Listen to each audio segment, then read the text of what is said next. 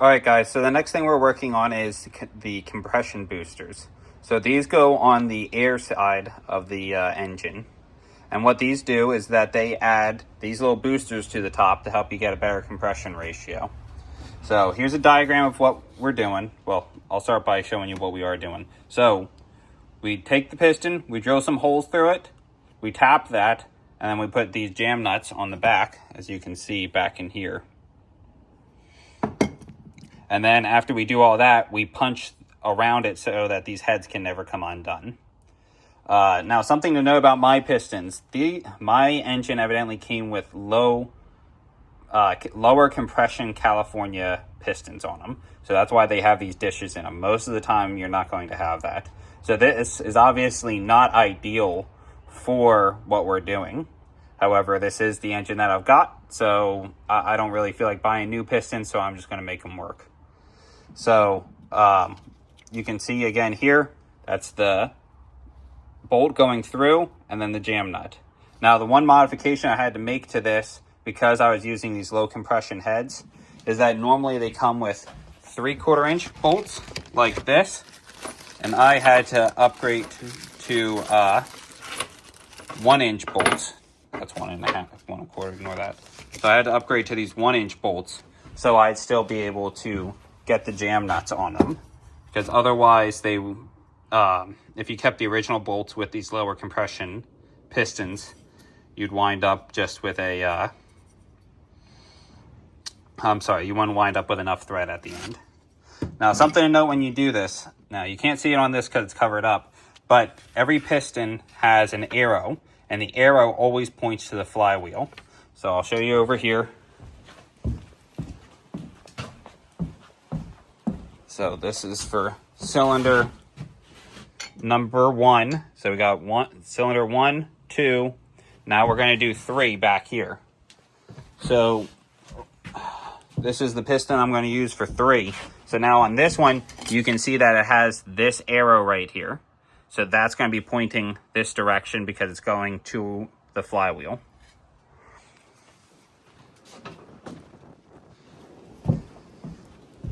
And then once we get back over here, so you'll see it also comes with this chart.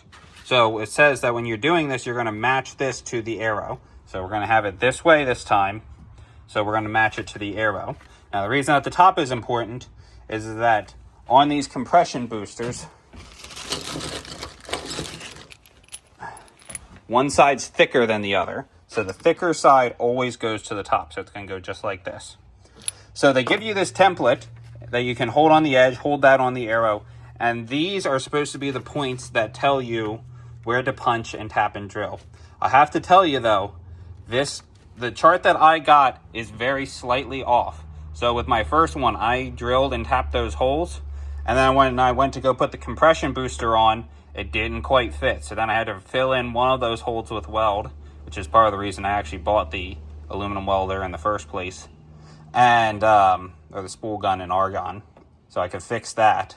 So I just say that to say what I would recommend doing is get this hole lined up, still punch this hole, so because you'll be able to see it through the compression booster after you get it lined up. But I would drill, tap this hole, get the compression booster in, put the 1 bolt in, and then I took a somewhere around here, I took a transfer punch that goes right through the center of this to get my line perfect.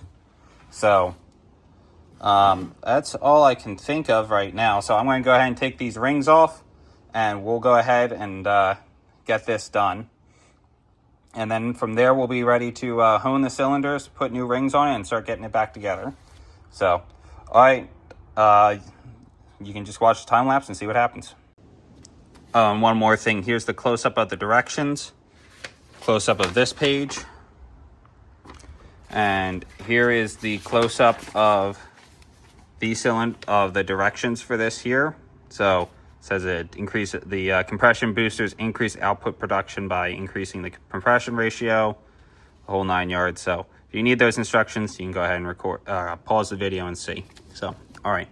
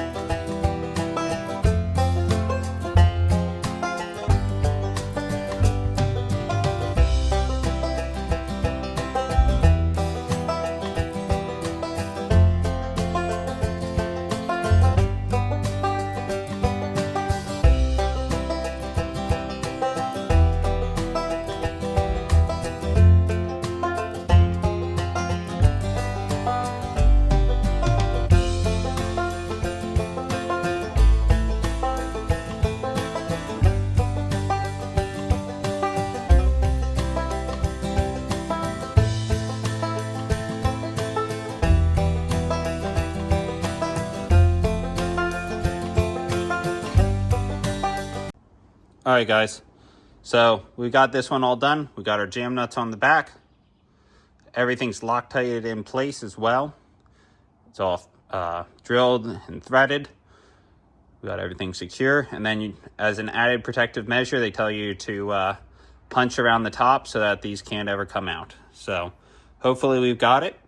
And now we'll go ahead and start getting rings installed and cylinders honed. So I'm going to mess around with that, see if I can get that figured out, and then I'll be back.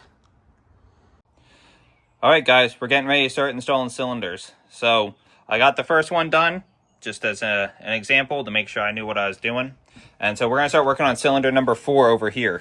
Now, something to note when we're doing these is that each one, you have to be knowing what cylinder you're doing as you're doing them, because each one is directional. So obviously you have a flat side on each side so they don't bump into each other. And each piston has an arrow. So I'll show you over here. So we're going to do, I'm sorry, not cylinder number 4, cylinder number 3. I already did cylinder number 2, I just haven't installed it yet. All right, so over here we have cylinder number 3. So that means that it's going to be sitting like this. If the flywheel's right here, then this is the flat side. And then this, we have our piston right here. Now you can see, I don't know if the light will show it real good, but we have our arrow pointing this direction, which means that when it goes into the engine, it needs to go in like this so that the arrow points towards the flywheel. So anyhow, so when we get ready to start doing this, we got a couple of things we got to do. First, we got to go ahead and hone these cylinders and get these cleaned up. The other thing we got to do is we got to finish pulling these rods out, the wrist pins or whatever they're called. And then we're going to go ahead and get the compression rings installed. So first things first, I'm going to get the this cleaned up, and then we'll go ahead and start honing this cylinder.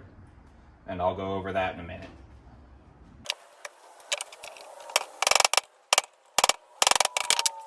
So when you're cleaning this out, you want to make sure that you get most of the carbon out. So we have, especially right here in these corners. Now you want to be really careful about using anything steel on here because this is aluminum. But I did find that this pick was about the only thing that could really thoroughly clean out the inside corners here. So just be careful if you're going to use it. Inside these tight spots, there's only so much you can really do. I just find that running down there just a little bit pulls out a pretty good amount of gunk. And we'll go ahead and rinse it down with brake clean. And then I'll go ahead and take the brass wire brush and just try and get in there as best as I can. Like I said, there's only so much you can really do, but the important thing is just getting anything out of there that's going to prevent this compression rings. Jeez Louise, forgot the word.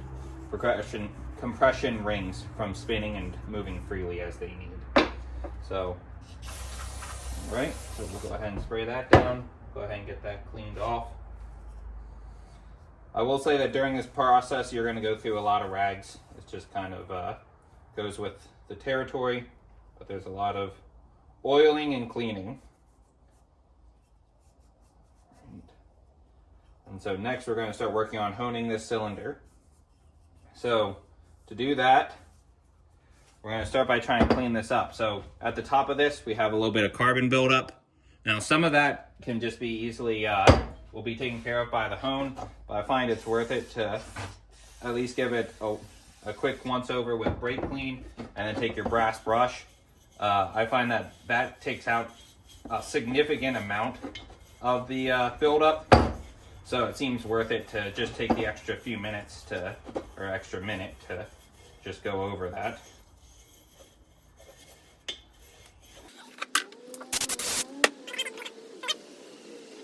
What we're going to do, we're going to get ready to start honing it. So you can see we got at least some of the carbon built up. I apologize for the bad lighting. It's kind of hard to see right here, but I just don't have a better light set up right now. So for honing, I find that the easiest thing to do is to take this flat side, put it flat, then we're going to take some of this ATF fluid. This is what I'm going to be using for honing oil. I know they do make an actual honing oil, but it seems like others did this without any problem. And you're going to want to get a good layer of oil through this whole thing. So take a rag or whatever, but you just want to you really want to drench it. You know, not that it's spilling everywhere, but enough that there's a thick layer that'll lubricate so your stones don't get hot. Right. And what we're doing here is we're trying to get a good crosshatch. So just the important thing while you're doing this is consistency. Just keep moving in and out and in and out, but try and keep the same pivot rhythm and speed as you go through it. So what you kind of want to see, again, I don't know if the light's going to be real helpful with this. Let me see. I grabbed this little flashlight. So you can kind of see the crosshatch that we have in there. So it's just a consistent up and down, and the wider you can kind of get it, the better in terms of, at least that's what it seems like. If you really want a good video on how to really hone cylinders well, Uncle Tony's Garage has a great like 20-minute video going over anything you could ever possibly want to know about honing cylinders. I'd strongly recommend that, and I'll try and remember to put it in the vehicle description or video description before doing this, or at the end of this. So, alrighty.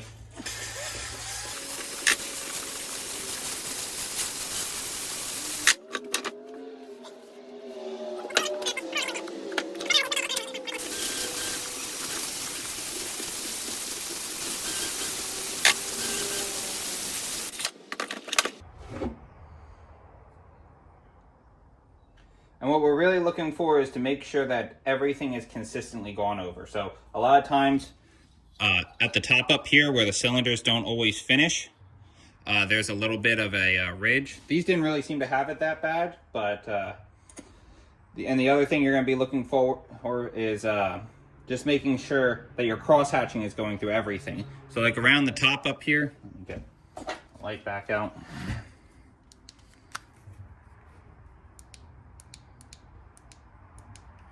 So you can see where I have a little bit more of a dark spot. That could be from some rust staining, which you can kind of see there. And you just want to make sure, so like you can see, I don't know how well it shows up on camera, but I don't have a good stitching right there. In fact, you can actually feel a little bit of a lip right there. So we're going to keep at it until that lip is gone. Now, I know that if that ridge is real bad, there's something else you're supposed to have to do. I'm not familiar with that process. In fact, this is my first time even honing cylinders, so I'm in no way speaking as an expert. But I do know that we at least want to get that taken care of, and we want to go until we have a consistent crosshatch through the whole thing.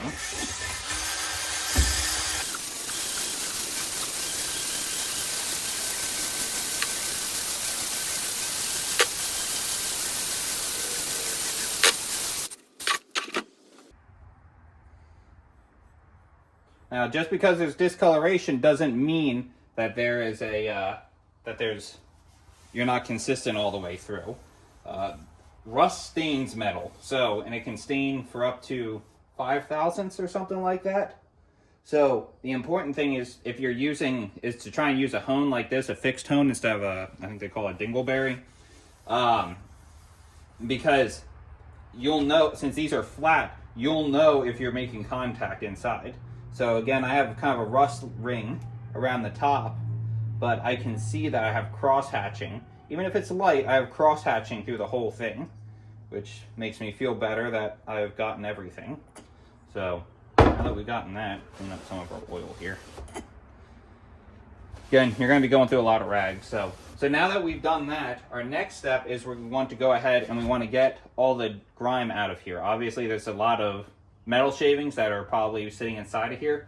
So down here, I don't know if you can see, I have a bucket of warm water, warm soapy water. You just want to take that and use that to try and rinse out and get inside those grooves to make sure that it's all that all the shavings are out.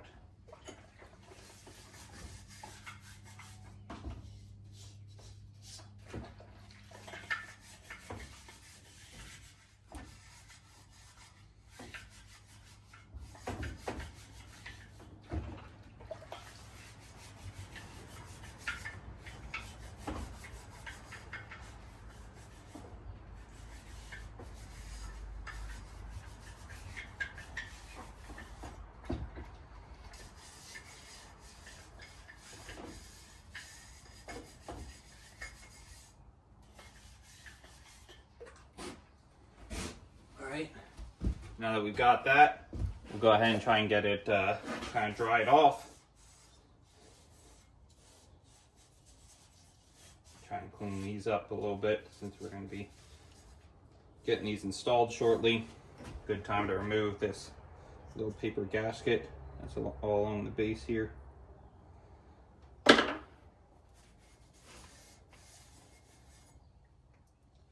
And next what we're going to do is we're going to take a perfectly clean rag and put ATF fluid on it, or our home oil or whatever you're using.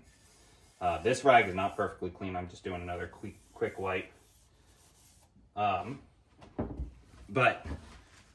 so I recommend getting the Harbor Freight has like a 50-pack of rags for like $5 or something like that. It's definitely well worth it. So I got a perfectly clean rag here. You want to find a portion of it, put some ATF fluid on it. The reason I'm using ATF fluid is just because I had a bottle of it laying around and I wasn't going to use it for anything else. So, and you're going to start trying to oil the inside of this cylinder. And as you're oiling it, you're going to want to look at your rag. And you'll see that there's a lot of gray that came out of there, which means that there's still a lot of little metal shavings or grinding compound or whatever you want to call it still in there. So try and wipe that in there pretty good. Then you're going to want to come over and find a clean spot, part of your rag, put some more ATF fluid on it, and you're going to keep doing this until it comes out perfectly clean. You really don't want these in there. It will burn up your rings from what I've read.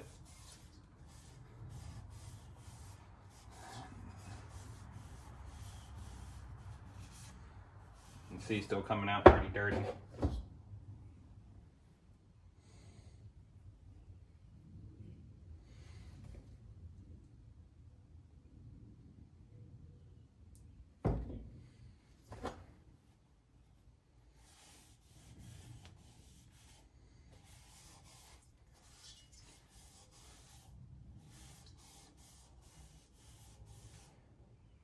Alright, looks like third time's the charm.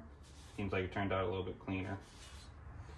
And so now this is done. I set this on the side. So now we're going to get ready to start doing our piston rings. So to do this, I bought a kit from J-Bugs. I like the way it was packaged. It comes in these little baggies here with and so it tells you exactly which groove to put it in for the top groove, second groove, and third groove. Also came with these helpful instructions. I'll hold them up here, but it has us starting with the top groove. The bottom groove, which is the oil scraper, and then we go on to our two compression rings. So I got this cleaned up. And so first things first, now this is a 3-piece compression ring. Oil scraper setup. So let me see if I can pull them out here. So it has the scraper and then a top and a bottom. Now on this oil scraper part here, you'll see that there's again two different colors, the red and a green there. And that's important because it's very easy for these to just overlap like so, and you won't be able to tell, and it won't be right. So they paint the end so it's easier to tell.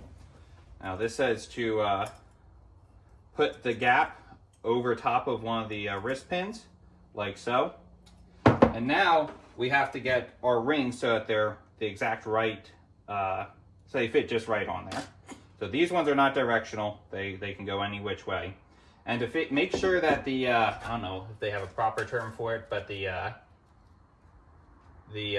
gap in them, at least, this gap here that winds up at the end of the rings, you gotta measure at. So the best way to do that is to put it inside your cylinder, take a different piston that still has the rings on it, and you're gonna use it to push down on that ring. Now the reason you do that with a piston that already has the rings on it is it makes sure that the piston sits perfectly flat, which is then going to make your ring sit perfectly flat inside of here.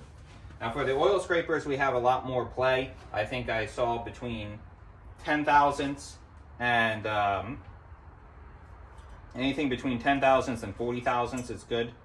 So, shoot, I just messed that one up. But the 10 thousandths was good, and I know it's not 40 thousandths. So so this can go ahead on. And then it said to do this about an inch away on this side, and then for the second one, an inch away on this side. So we'll go ahead and get that installed. So we're starting with the top part of the oil scraper. So we'll go ahead and push that in. Now you want to be gentle with these. It's easy enough to bend them, and you won't get as good of a seal. So we got that one. Push this one in here. Now if you're on your last cylinder, you'll just have to put a ring onto the piston, just at least temporarily, so you can measure. So above 10 thousandths, and it's well away from 40 thousandths, so call that good. Now, if you want a good video on this, Slade's Beetles on YouTube does I think it's part 3 of his engine build. Does a great video all about pistons and jugs. He calls these the jugs. And if you want to understand how piston rings work and the best way to do it and the whole 9 yards, he has slightly different rings than I do. Again, these ones just came from J-Bugs, but still just very helpful, good understanding, shows the process very well. All right, and just making sure I'm still doing this right. Yep, so we got that. So now we're gonna go on to piston ring number 2. Now with these, these ones say top on them, so you'll want to check and see if yours are directional. I think a lot of them are, not necessarily all of them, but these ones are directional and they say top on them. Some of them will just have a dot or a marking, but all right, so we got that in there. Now for the second compression ring, what I found online was between 14 thousandths and 18 thousandths is what you're aiming for. So let's take a look. It looks like a pretty thin gap.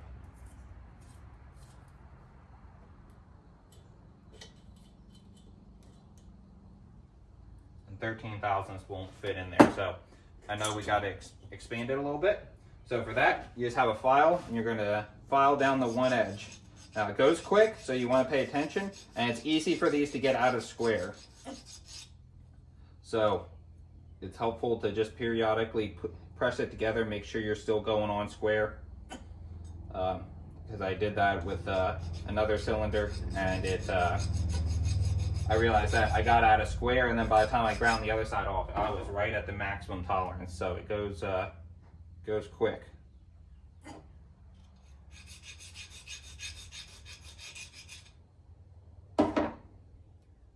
It goes especially quick if you get out of square, because it is shaving off the metal at a quicker and easier ability.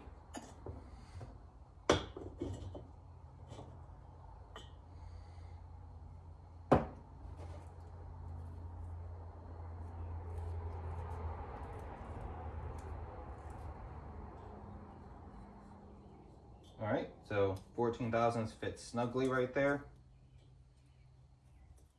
15 thousandths is very snug, so we are right at the bottom edge of our range, but bottom edge is still good enough. So we're going to go ahead and put this ring on. Again, checking to make sure you have the top. And for this, you're going to want to continue to offset your compression rings. So Slade's Beetle said not to ever put it right on the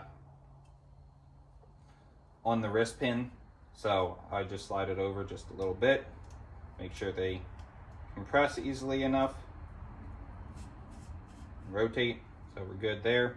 And so now we'll go ahead and do the top of it. So again, this one is also directional, also says top on it. So we're going to go ahead.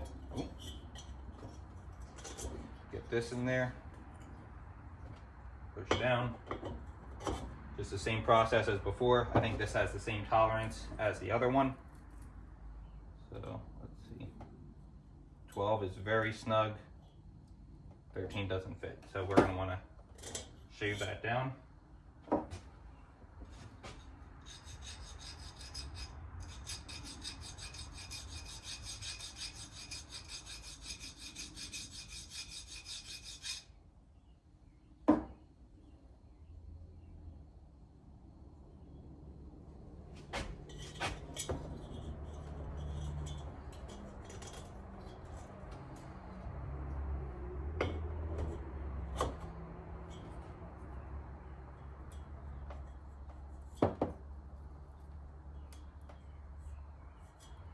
All right, 14 fits in there good. So we're gonna go ahead, put this back on. Again, paying attention to where it says top, right there.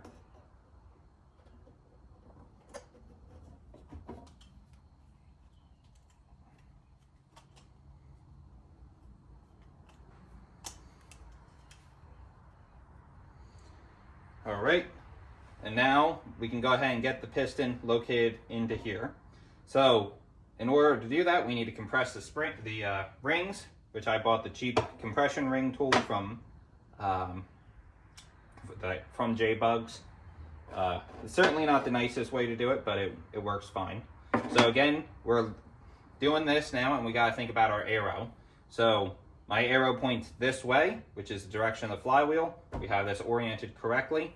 But one thing before we do that, just remembered, is we want to make sure we oil this very good. We really do not want any of these parts going in dry. It's going to make it so your engine smokes more when it starts up for the first time, but that is normal. At least that's what both Slade's Beetle said and Uncle Tony's Garage. And they are certainly experienced engine builders.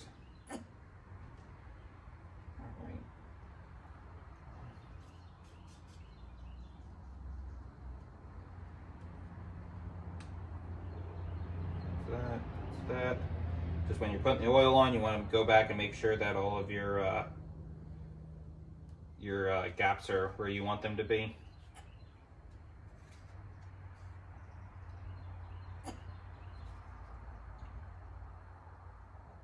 Right. We'll go ahead, get this started into here a little bit. Alrighty, sorry about that. My phone ran out of storage, so I had to delete some stuff. So we got this sitting in the top here. We got everything oriented correctly. So we're going to lift this back up.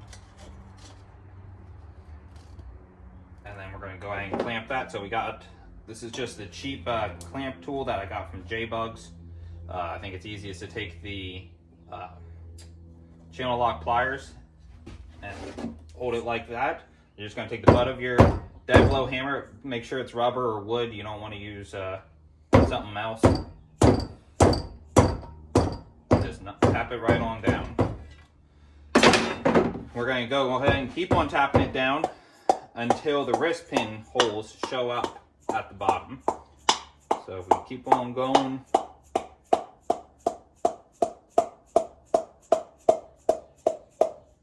Like so. And so now that we got that in there, one thing that's helpful to do, I went ahead and did it before I realized that the phone had stopped recording, but you just want to take your spring clips that hold the wrist pin in and throw that in there. So the one that you want to put in is the one that's going to be on the flat side, because that's where it's going to be harder to get your pliers into to install it. So now when we get ready to go back to the engine, your flywheel's right here, this is cylinder number 3. We'll go ahead and knock that pin through from this side and then put the last spring on. So, all right, we'll go ahead and do a time lapse for the rest of these. I'm going to go ahead and put this one right by the engine so I remember where it goes to. Probably same thing with that one over there. And I'll go ahead and do the last one.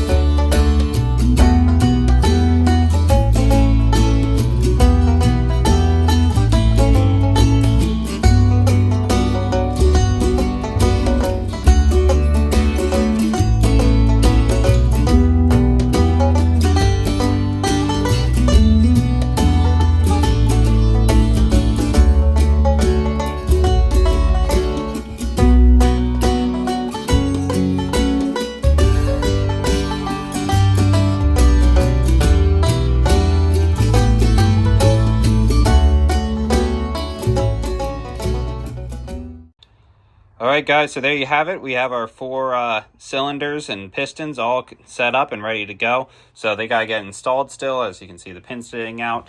This is the only one that's installed.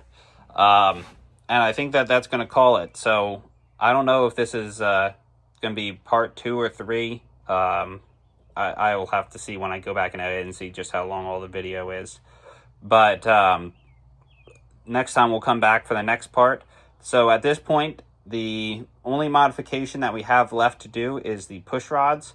And then I think there's something we have to do with the distributor up here. But we'll get to that as we get to it. So we have our intake manifold done. We have our heads rebuilt.